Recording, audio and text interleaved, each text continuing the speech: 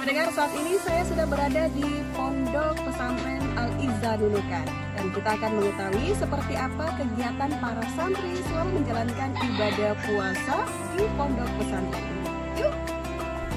Bersama pimpinan Pondok Pesantren Al-Izzah Nunukan, Ustadz Bambang Gali Setiawan SPD, beliau menjelaskan pendidikan yang dipelajari para santri di pondok ini adalah pendidikan berbasis pembentukan kemampuan bahasa asing, bahasa Arab Inggris, serta tahfiz Al-Quran. Jadi kita termasuk pesantren baru di Nunukan yang sudah berjalan 3 angkatan ini. Dan kita basis atau arah pendidikannya itu sebagaimana pesantren modern, yaitu pembentukan kemampuan bahasa asing, bahasa Arab Inggris, serta tahfiz Al-Quran. Alhamdulillah kita sudah berdiri dan berjalan sejak tahun 2021, Ibu.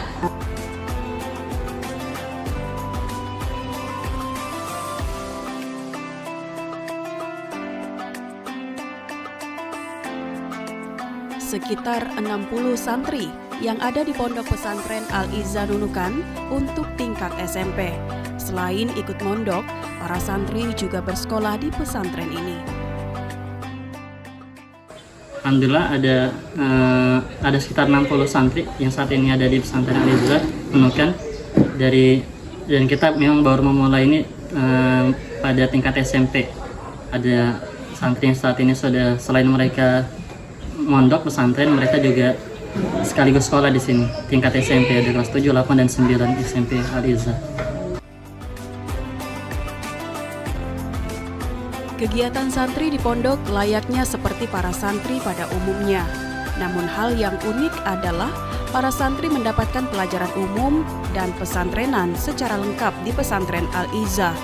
Siang hari para santri akan belajar pelajaran umum, kemudian malam harinya akan dilanjutkan dengan pelajaran pesantrenan. Ya, alhamdulillah para santri dari sejak subuh sudah bangun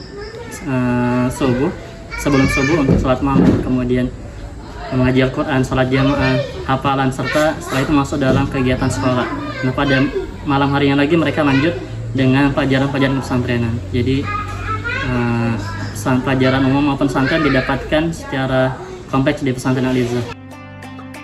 Di bulan Ramadan, pembelajaran Al-Quran lebih ditingkatkan, seperti tadarusan, mengisi kultum, dan para santri dilatih untuk bisa menjadi imam. Alhamdulillah, kalau untuk bulan Ramadan ini kita memang sudah mengistimewakan bulan ini dengan keutamaan-keutamaannya, sehingga memang kita lebih banyak ke pembelajaran Al-Quran, khusus pada bulan Ramadan ini. Ada tadarus Al-Quran, kemudian para santri juga dilatih buat jadi imam, jadi mengisi kultum malam setelah isya, tarawih, dan kegiatan-kegiatan lainnya. Yang utama memang kita target buat menyelesaikan sebanyak mungkin bacaan atau tadarus Al-Qurannya, berapa kali khatam dalam 1 bulan, 1, 2 hingga berikutnya. Ya, peraturan kita di Al-Izzah itu para santri tidak ada yang pulang. Selama mereka 6 bulan mereka fokus tinggal di pesantren, belajar dan menjalani kehidupan di pesantren. Biasanya mereka pulangnya mungkin 6 bulan sekali ketika libur semester. Selain itu hanya ada penjemukan orang tua setiap bulan sekali atau 2 kali bersamaan dengan pengantaran barang-barang atau jajanan dari orang tuanya. Kegiatan lainnya di bulan Ramadan adalah mempertemukan para santri dan orang tua mereka untuk terlibat dalam kegiatan yang mereka laksanakan, seperti buka bersama, taklim Ramadan, dan sholat berjamaah. Ya, kita sudah memprogramkan juga bagi wali santri khusus bulan Ramadan ini. Mereka memang ada beberapa pertemuan dan kegiatan bareng dengan orang tua. Pertama ada buka bersama, taklim Ramadan, kemudian ada beberapa hari yang kita khususkan para santri bisa sholat bareng orang tuanya. Jadi orang tua bisa hadir melihat para santri di sini bisa sholat, memimpin sholat, kemudian kultum dan sebagainya. Jadi ada beberapa hari dalam sepekan 2 atau 3 kali kita berikan kesempatan orang tua buat hadir, ikut beramal sholat di pesantren, mensupport dan menyaksikan para anak-anaknya tampil untuk jadi imam atau jadi mengisi kultum di depan teman-teman dan jamaah. Para santri di pondok pesantren ini juga pasti ada yang mengalami rasa tidak nyaman dan selalu ingin pulang ke rumah. Namun diakui Ustadz Bambang, hal itu hanya terjadi di bulan-bulan pertama mereka mondok. Selanjutnya, mereka atau para santri ini akan merasa terbiasa dan semangat menuntut ilmu di pondok pesantren. Kalau kisah-kisah anak yang nggak betah, kemudian pengen pulang, dan itu hal yang wajar, dan semua pesantren pasti ada anak-anak yang seperti itu. Nah, biasanya itu terjadi ketika awal-awal mereka baru mengenal dunia pesantren, belum memasuki atau menjalani masa-masa senangnya di pesantren.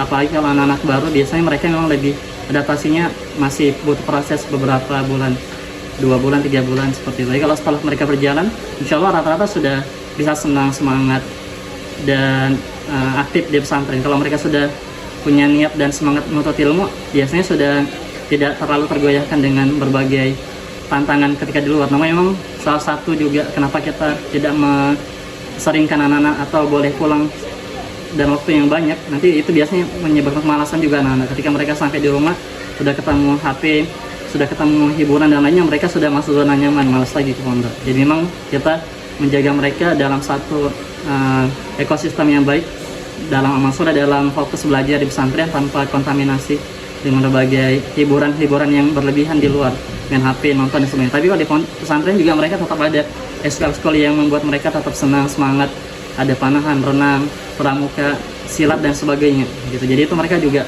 senangnya di situ, bukan hanya ikuti dengan mode main HP dan game dan sebagainya. Tetap senang di pesantren.